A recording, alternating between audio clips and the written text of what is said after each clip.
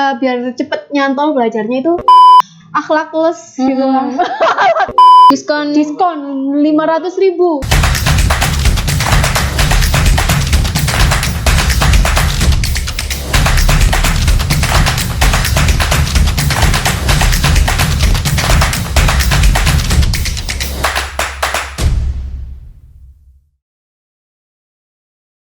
Selamat datang di Oasis Sumama.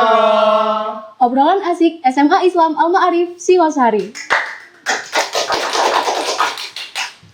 Hari ini kita akan kedatangan bintang tamu yang sangat istimewa, tapi bukan hanya Geraldine, bukan juga Najwa Shihab, bukan juga kursi kosong. Nah, ini orangnya sangat terkenal di SMA Islam Al-Ma'arif Singosari. Orangnya mini, lincah, gesit, tapi tidak irit. Bukan sepeda motor. Ya, inilah dia. Budian Yulia. Selamat datang Budian di Oasis. Hari ini kita akan ngobrol-ngobrol Iya, santai ini saya kok kaget ya. Iya. Diundang ini ada apa ini? Iya, jadi guru-guru di SMAI yang kebetulan juga admin Instagramnya SMAI ini diem-diem ngadain polling, Bu. Nah, polling ini pertanyaannya adalah siapa sih guru terhumble di SMAI? Ternyata hasilnya mengejutkan. Top first-nya ini Budian, yang jadi pemenangnya ini Budian. Congrats to Budian nih. Wah, terima kasih. Ini anak-anak apa siapa ya? Apa guru-guru apa siapa ya? Nggak tahu nih Bu, apa jangan-jangan buzzer nih? Nah, iya, jangan-jangan ini hanya apa ya? Nggak ada alasannya nih ya, kenapa kok Budian yang terpilih? Kebetulan saja. Kebetulan aja. Oke nih, gimana sih tanggapannya Budian nih terpilih jadi guru terhumble di SMAI?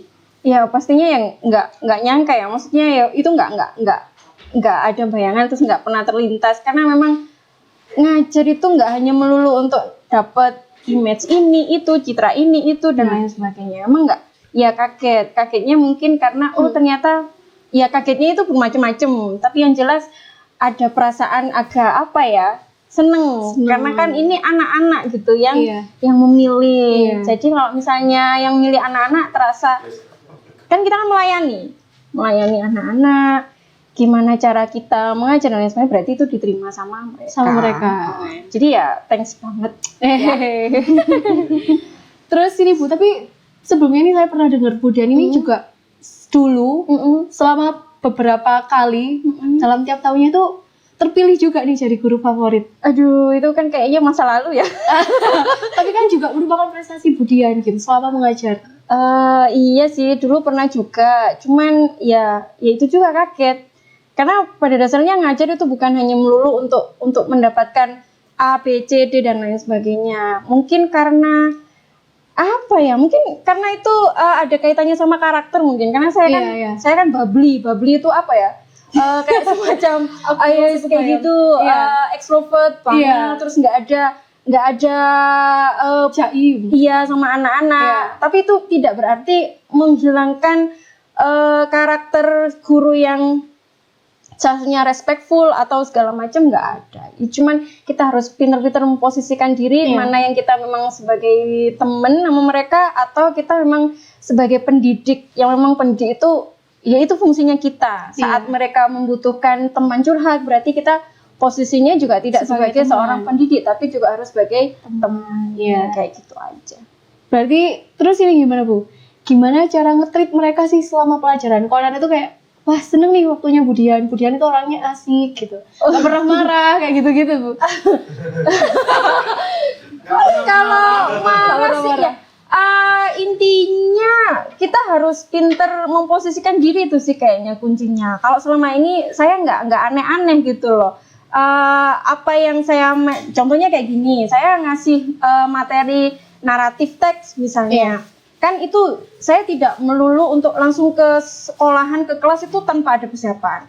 Saya yakin semua guru pun juga ada persiapan sendiri gitu. Mungkin cuman hanya beda-beda caranya gitu. Kalau saya biasanya kan mungkin karena saya sudah beberapa tahun jadi guru, jadi naratif itu sudah sangat melekat gitu. Persiapannya hanya harus tahu karakter di kelas itu tuh seperti apa. karena setiap kelas kan beda-beda, otomatis treatment saya ke kelas-kelas itu juga beda-beda gitu. Nggak bisa semua itu saya sama ratakan, misalnya pakai planning A semuanya planning A, enggak. Jadi konsepnya aja yang sama gitu, cuman di lapangannya mesti akan jauh berbeda. Biasanya kalau saya minimal harus ada brainstorming. Biasanya ngapain tuh? Brainstorming bisa misalnya dari cerita, atau kalau sekarang kan sudah banyak LCD di kelas, jadi kita tayangkan video apa segala macem, terus kemudian kita brainstorming yang seperti itu, ada pertanyaan, ulasan, kita akan tahu gap itu yang akan kita isi itu apa dan lain sebagainya. Habis itu terus kan kita melihat ekspresi mereka. Kalau mereka tertarik, wah kita akan cepet memberikan materi itu.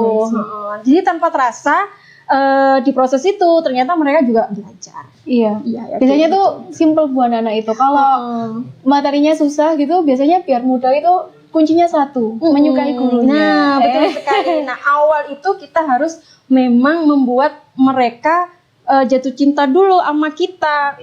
Itu memang harus dulu gitu loh, ke gurunya. Karena kan kadang-kadang contohnya bahasa Inggris itu kan banyak juga yang nggak suka gitu loh sama bahasa Inggris. Apalagi matematika. Iya, apalagi matematika kan kita kan, tambah saya juga nggak suka.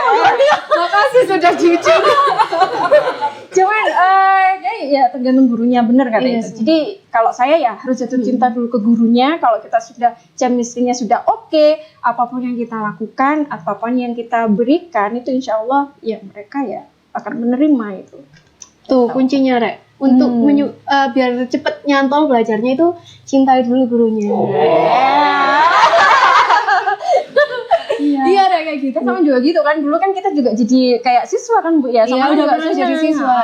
Kan kayak pengalaman itu yang kita tularkan ke anak-anak. Kalau gurunya kadang di kelas krik kita kayak aduh membosankan. Apalagi kalau materi-materi eksak gue itu susah banget sih. Iya. Terus memang kuncinya kita melayani di sini. Jadi kita bukan tuannya mereka. Karena mereka kan sudah sekolah di sini, misalnya di SMAI. Jadi amanah itu harus kita perhatikan gitu loh. Bahwasanya kita bukan pemilik mereka, tapi justru kita yang memberikan atau melayani mereka. Akhirnya itulah mungkin being humble-nya itu di situ. Jadi kayak rendah hati itu kan antara angkuh sama rendah diri kan ya, kan di tengah-tengah gitu. Nah itu memang sangat sulit gitu. Cuman saya berusaha untuk ketika memang harus pada satu momen saya harus memberikan pengalaman saya secara personal ke anak-anak supaya anak-anak itu real life-nya itu dapat, ya memang saya harus menceritakan tentang pengalaman pribadi. Cuman itu kontekstual. Jadi jadi tidak langsung kita kayak menceritakan tanpa ada jeluntrungannya gitu loh kan ya. Mungkin anak-anak apa sih guru ini? Jadinya gitu. Kan kita juga kadang sering kedapetin guru yang seperti itu kalau pas saat kita kurang sekolah. Pembawanya dari depan tuh kurang smooth gitu. Jadi kelihatannya kayak betul. Jadi kadang ya saya harus switch ya, harus ganti gitu loh. Wah, ini kok kayaknya enggak. Misalnya di kelas A itu sukses, di kelas B nggak sukses. Berarti kan harus diganti yang di kelas B. Harus dicari. Gitu. Terus nggak menjaga jarak lah sama mereka. Ya kayak gitu sih. Ya mungkin semua guru juga punya cara yang beda-beda. Betul. Berarti nih Budian, kalau yang saya tahu nih, kalau sebagai teman ngajar itu Budian tuh kan orangnya ya itu sih ekstrovert banget. Banget. nggak bisa maksudnya ke semua orang ini bisa berbaur. Mungkin di kelas juga nggak ada bedanya. Ya itu tadi tergantung situasi dan kondisi. Tapi memang saya tidak mendiskonkan marah saya gitu, enggak. Jadi memang kadang waktunya harus, misalnya kayak aduh anak ini kok menyebalkan misalnya seperti itu tidak langsung serta-merta kita ngomong, cuman kita tampung dulu. Ada momennya. Kan inginnya kalau kita sekali marah, bukan marah ya, kok kayaknya Mbak marah kan kesannya nggak enak gitu. Misalnya kita ada sesuatu hal yang kita omongkan ke siswa tersebut, pas momennya yang tepat, itu saya yakin hanya sekali aja anak tersebut itu sudah menemukan titik balik gitu loh. Nah, yang saya pegang itu titik balik mereka. dimana saat saya ngomong langsung yang to the point, yang memang membuat kesel, tapi akhirnya itu ada perubahan. Daripada yang berkali-kali saya kayak men-treatment tapi nggak ada selesai, Nggak ada hasilnya. Iya, ya percuma gitu. Jadi ya ditampung dulu, kuat-kuatan lah gitu. Cuman tidak, habis itu ya sudah selesai. Maksudnya nggak dendam ke anaknya. Iya, ya udah ngalir lagi. Ya. Besoknya ya kita profesional lagi gitu. Nggak mencampur adukan antara profesional kita sebagai pendidik, terus juga personal kita sebagai seorang individu. Misalnya manusia kan kalau sakit hati ya semuanya kan melakukan hal yang sama. Nah, itu kita harus meminimalisir sebagai seorang pendidik. Oke. Itu menurut saya sih ya. Iya, tapi bagus banget sih Bu, inspiring banget buat saya nih yang masih berapa tahun aja sih, jalan 2 tahun ini. Oh, menurut saya sampean juga sudah keren gitu. Cara pendekatan ke anak-anak itu kan tidak yang aku ki guru nih gitu kan, nggak kayak gitu. Ini I'm just your friend. Jadi ayo sampean juga bisa loh ngobrol masalah apapun, Korea misalnya kan. Biasanya anak-anak kan suka BTS. Bu, saya update ini loh Bu, mau tahu. Istilahnya begitu tuh kulaan. Bu mau kulaan lagi, kamu punya apa? Tuker-tukeran barter tentang K-pop. Iya Iya sih Bu, saya ke anak-anak itu kayak lebih ke masih kan umurnya juga nggak beda jauh Bu ya. Kan saya baru lulus juga, jadi kayak ya udah obrol gap ininya nggak terlalu jauh, jadi masih obrolannya tuh masih ya nyambung lah sama anak-anak. Nah itu dilanjutkan Bu, keren sama ya. Sama berapa Bu ya mengajari hampir 2 tahun ya? 2 tahun. Oh sudah 2 tahun, hampir 3 tahun berarti ya? Jalan 2 tahun sih. Jalan 2 tahun. Iya. Itu tuh kesan apa Bu yang kayak yang mendalam gitu? Misalnya sampai sampean itu mikir, oh ternyata jadi guru tuh harus kayak gini ya. Ternyata yuk sangat seru juga sih. Ternyata aduh kok gini banget ya gitu. Itu gimana Bu? Dulu sih ini Bu agak kaget Bu ya maksudnya ini sebenarnya. Karena kan Islami banget Bu ya. Terus sebenarnya tuh saya tapi bukan berarti sama kayak Islami kan? Oh enggak. Cuman sebenarnya apa Bu ya? Cuma saya itu yang lebih santai. Sementara di sini kan banyak anak pondoknya. Jadi agak kaget juga sama culture di sini. Kayak gitu-gitu sih dulu Bu. Jadi agak penyesuaiannya agak ya lumayan lah. Oh berarti ke workplace-nya ya, ke kerja tidak ke siswanya. Iya, kalau anak sih enjoy aja sih. Walaupun sebenarnya beberapa ya begitulah pasti ada drama lah. Iya, itu kayaknya common wes ya, common knowledge di semua orang gitu. Pernah nggak sih Budian menemui siswa yang mengajar juga, menemui dan mengajar siswa yang udah nggak pernah masuk, terus akhlakless gitu kan? Akhlakless itu tidak berakhlak. Vocabulary baru ini ya. Akhlakless tuh. Minim akhlak. Iya. Sip. Ya itu kan berarti kalau saya Bu ya, kan saya pernah menemui siswa yang kayak gitu tuh. Jadi tuh saya menilainya, oh berarti dia juga kebetulan anak pondok nih biasanya. Apakah ini berarti pendidikan agama di sekolah atau yang kurang menerima itu di pondoknya juga apa gimana Bu? Apa gimana? Kalau Budian pernah nggak nemuin siswa yang kayak gitu? Ya banyak Bu, mulai awal dulu juga agak kaget ya, karena kan biasanya saya yakin sekali guru baru itu idealismenya masih sangat tinggi. Iya sih. Jadi koridornya standarnya itu sudah pakem di dirinya gitu loh. Jadi kalau suka ngeselin kalau misalnya ngeliat siswa yang tidak sesuai gitu dengan apa yang dikehendaki, misalnya karena sangat idealis ya, idealis itu bagus menurut saya, cuman kadang kalau di lapangan itu susah. Sudah dipraktekkan gitu loh. Jadi kalau saya pribadi kayak gini, siswa itu macam-macam backgroundnya ya, kita tidak bisa mematok 100% jika di sekolah itu yang 100% mereka mendapatkan misalnya kayak pengetahuan, wawasan atau akhlak dan lain sebagainya. Kita melihatnya harus berangkat memang dari background anak itu gitu. Kalau misalnya saya, kalau jadi wali kelas kan enak ya, karena lebih menyelami. Gimana kalau misalnya kita bukan wali kelas di kelas tersebut gitu. Saya tuh pakai sistem atau metode atau pendekatan peer pressure. Baru tahu nih. Peer pressure itu kayak gini misalnya taruh di satu kelas itu ada 30 siswa. Ya. Nah, coba sampean bisa nggak di satu kelas itu ada yang 50% yang nggak bisa diajak kerja sama, enggak kan? Enggak lah, enggak Kan nyampe mungkin- 50%. iya, Mungkin nggak beberapa nyampe lah. Berarti misalnya 30, taruhlah kan hanya 5 yang Iya. sulit gitu loh, yang tidak sesuai, misalnya yang Iya. susah untuk diajak komunikasi, kerjasama dan lain Iya. sebagainya, nggak kooperatif lah Iya, intinya nggak kooperatif, gitu. iya. Memang itu agak-agak mengesalkan Iya, gitu iya, kan Bu. ya, iya kan?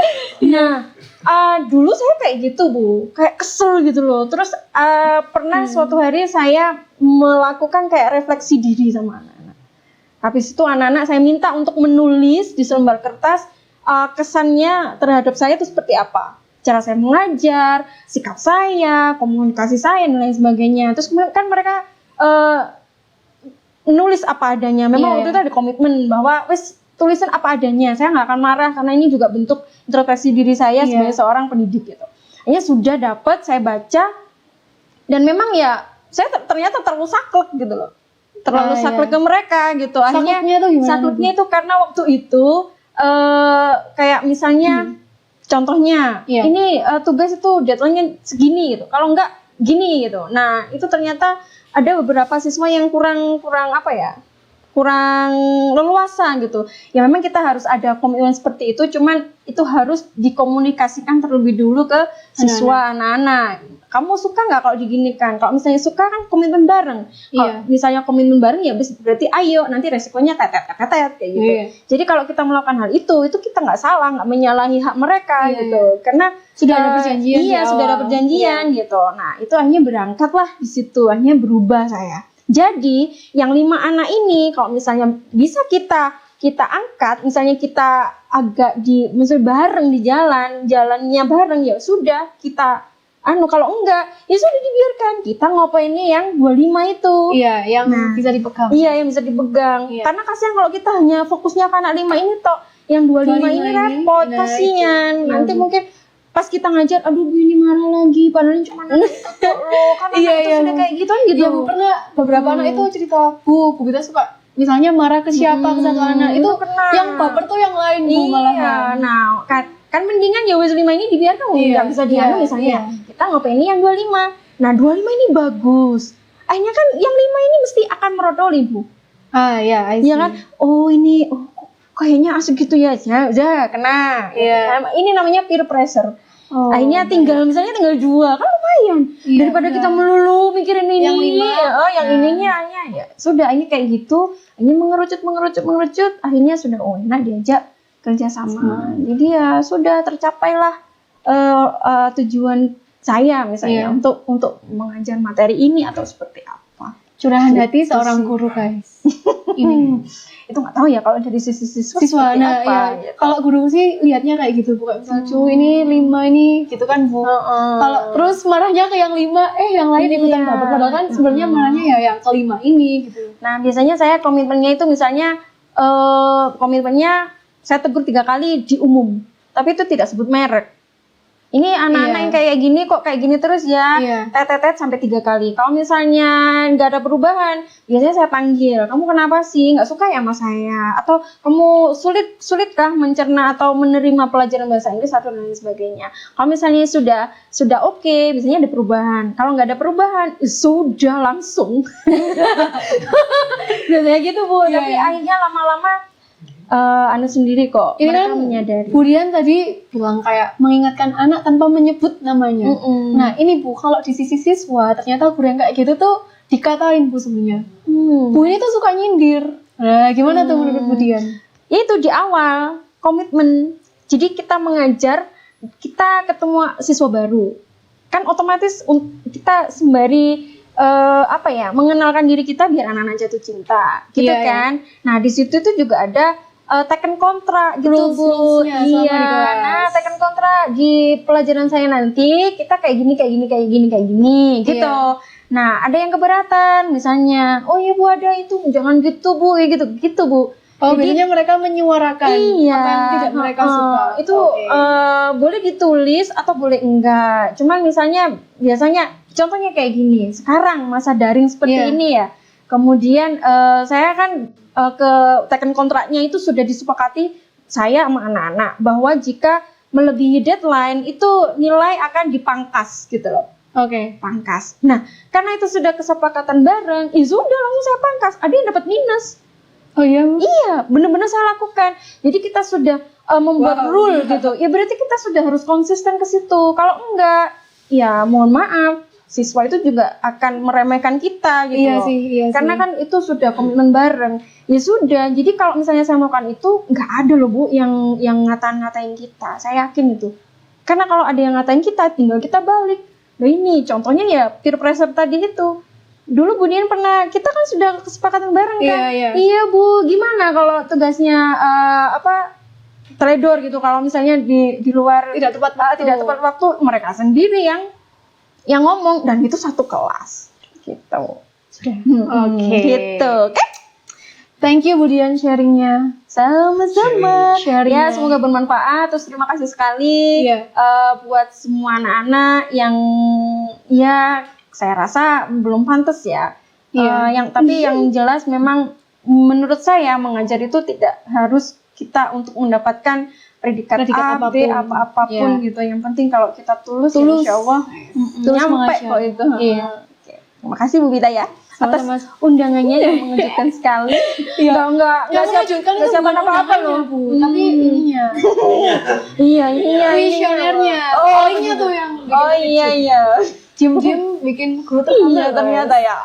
Seru tapi Bu ya. Seru ya. Ada kayak banget. gini nih. Karena kan kita jadi kayak ada koridornya. Iya, gitu. Oke. Ya, sip.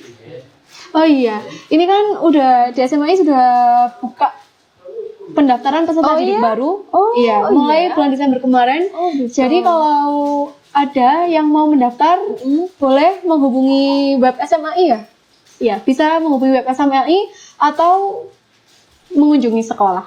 Oke, berarti bisa dilakukan offline dan Online, Oh, iya. oke.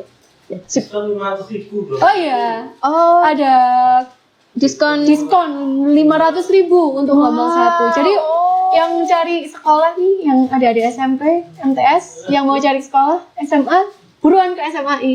Wah. Oke, berarti ada diskon ya. Iya. 500.000 bagi gelombang Pertama. sip. Apalagi yang punya prestasi. Oh, itu nambah lagi ya? Nambah lagi. Oh, begitu. Oke, jadi buruan ya kayaknya ya, harus Iya. ya. Oh, nanti Harus kita- cepet-cepet sebelum gelombang 1 ditutup nih. Oh, berarti nanti masih banyak kesempatan untuk kita mempraktekkan apa yang kita obrolkan Iya, tadi ya, Bu, ya? iya. Siap. Mantap. Oke. Sampai ketemu lagi di Oasis episode selanjutnya. Oasis Semangat.